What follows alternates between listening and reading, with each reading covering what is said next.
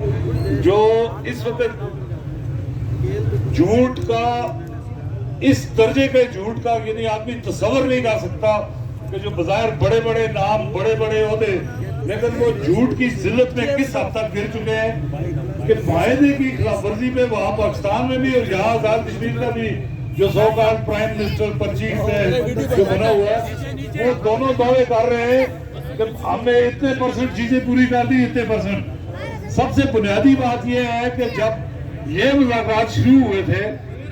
تو اس پہ سب سے پہلے ڈسکشن ہی وہاں اس بات پہ ہوئی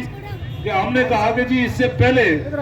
یہ آج ہم کال آف کس طرح کریں گے احتجاج کسی معاہدے کی کسی ایگریمنٹ کی بنیاد پہ کس طرح ختم کریں گے.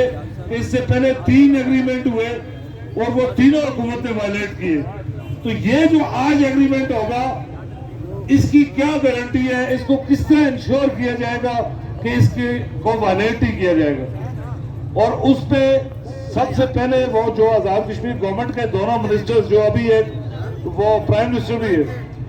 وہ ان دونوں نے کی موجودگی میں وہاں یہ اسٹیبلش ہوا, سب نے یہ تسلیم کیا وہاں سارے ڈاکومنٹس کے ساتھ کہ اس سے پہلے جو معاہدے آزاد کشمیر حکومت نے کیے ان کو وائلیٹ کیا, ان کو پامال کیا. آئندہ کے لیے اس ایگریمنٹ کو یہ میکنزم طے ہوا کہ اس ایگریمنٹ کو وائلیٹ نہیں کیا جائے گا. اس کے لیے طریقہ کار یہ ہے کہ ایک امپلیمنٹیشن کمیٹی بنے گی, ہر 15 دن بعد اس کی میٹنگ ہوگی. اگر وائلیشن کا کوئی بھی سوال پیدا ہوگا تو وہ اس میں حل ہوگا. اب اس حساب سے آج تک 6 میٹنگز ہونی چاہیے تھی معاہدے کی جو پہلی خلاف ورزی. اس میں یہ کوئی لمبی چوڑی وہ سائنس نہیں ہے, باقی چیزیں تو آپ کو ڈاکومنٹ رکھنا پڑے گا. تو معاہدہ تو اسی دن انہوں نے وائلیٹ کرنا شروع کر دیا جب 15 دن کے اندر اندر اس کی میٹنگز نہیں کی. دوسری بات ابھی جو ہے جس دن یہ ہمیں نوٹس ملا وہ یہ refugees so called refugee settled in Pakistan کے لیے جو کمیٹی بنائی گئی اس کمیٹی کے لیے جس دن ہمیں نوٹس ملا اسی دن شام کو شوکت نواز میر صاحب نے ایکشن کمیٹی کی طرف سے اپنا جواب جمع کرا دیا کہ چونکہ آپ خلاف پوری اس میں تفصیل لکھی ہوئی ہے کہ کس کس طرح آپ معاہدہ اس کو وائلیٹ کر چکے ہیں. اور پھر ایکشن کمیٹی میں اس ہائی پاور کمیٹی میں ایک ایسا ممبر اس میں شامل کیا گیا جو وہاں پہ گالی گلوچ کرتا رہا راولہ کوٹ میں. اور ابھی آپ کو مزے کی بات بتاؤں کہ وہ آدمی ہمیں تو اس پہ اعتراض تھا جو وہ مسلم لیگ نون کا ہے اور طاہر انور ایڈوکیٹ اور مسلم لیگ نون کا جو موجودہ صدر ہے اس کے بارے میں 4 سال پہلے وہ پریس کانفرنس کر کے طاہر انور کی وہ سوشل میڈیا پہ ابھی پھر شیئر ہو رہی ہے. سوشل میڈیا پہ سردار طاہر انور کی وہ پریس کانفرنس بھی موجود ہے جس میں اس نے کہا تھا کہ شاہ غلام قادر کا اس کے آباء اجداد کا کشمیر سے کوئی تعلق نہیں ہے اور یہ بنگالی ہے. اور شاہ غلام قادر جو ابھی کشمیر کے مسئلے پہ جو گفتگو کا فرما رہے ہیں اس سے مجھے یہ لگتا ہے کہ ان کے پاس کوئی بنگالی کے ڈاکومنٹ ہے جو ہم نہیں دیکھ سکے, ہم نہیں پڑھ سکے. ہم نے سیکورٹی کونسل کی ریزولوشنز اور جو باقی مسئلے کشمیر پہ آج تک سارا ہے وہ پورا ریکارڈ میں نے ایک فائل میں رکھا ہوں. اب جس دن جو وہاں مذاکرات تھے وہ میں فائل میں سوچ رہا تھا کہ سردار مسعود خان سابق صدر آزاد کشمیر کا جو ان سب سے زیادہ یہ ان کے اپنے بقول راجہ فاروق حیدر صاحب درجنوں دفعہ کہہ چکے ہیں کہ ہم نے اس لیے اس کو صدر بنایا تھا کہ وہ مسئلہ کشمیر کا بڑا ماہر ہے. تو میں وہ پوری فائل رات کو آ کے تلاش کرتا رہا کہ جی وہ سارے میرے پاس سیکورٹی کونسل کی ریزولوشنز ساری چیزیں میرے پاس ہونی چاہیے. لیکن صبح جب ہم گئے شوکت نواز میر صاحب سے پوچھے آپ انجم زبان یہ جو تینوں ہم تھے وہاں پہ سردار مسعود خان نے کیا بات کی میں نے پلیٹ میں آ کے اسی وقت بتا دیا تھا. سردار مسعود خان نے کہا کہ جی یہ سارے ایکشن کمیٹی بنے ہوئے اس سے پوچھا اس سے مجھ سے کہ جی کتنا عرصہ ہوا ہے. میں نے اس کو بتایا 2 سال 3 سال جتنے ہیں. اس نے کہا کہ اس وقت جب میں صدر تھا تو یہاں ایکشن کمیٹی نہیں تھی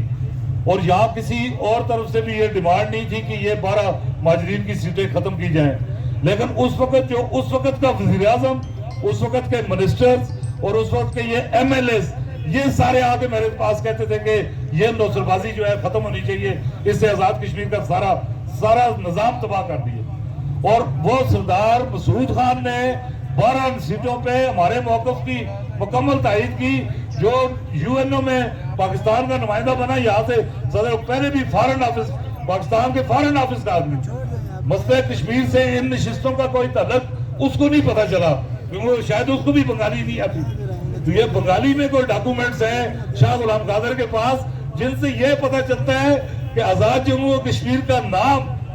इसलिए आजाद जम्मू और कश्मीर है कि इसमें ये 12 सीटें हैं। आप यानी अंदाजा करें कि जालत और यानी इससे कमजरफी की कोई ये इसकी इंतहा है कि एक आदमी जो है वो एक पार्टी का प्रेसिडेंट है, यहाँ स्पीकर रहा है, और उसको ये पता नहीं है कि आजाद जम्मू और कश्मीर की तारीफ